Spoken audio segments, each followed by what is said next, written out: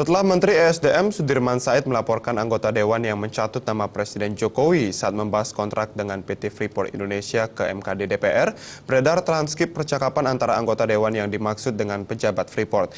Dengan menyebut nama Presiden, anggota Dewan tersebut disebut-sebut bisa menjamin perpanjangan kontrak Freeport asalkan dia mendapat kompensasi saham dari perusahaan asal Amerika Serikat itu.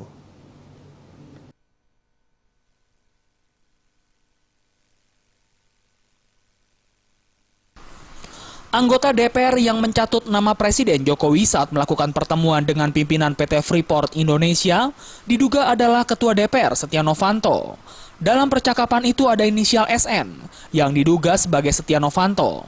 Sedangkan ada inisial lagi yang ikut dalam percakapan tersebut, yakni MR yang diduga sebagai Dirut PT Freeport Indonesia, Maruf Syamsuddin, dan R yang diduga sebagai pengusaha minyak. Ketiganya berbincang mengenai perpanjangan kontrak PT Freeport di Indonesia.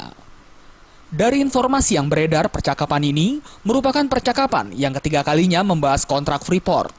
Mereka bertiga berbincang dan menyebut nama-nama petinggi lain, yakni nama Presiden dan Wapres, dan juga Menko Polhukam Luhut Binsar Panjaitan.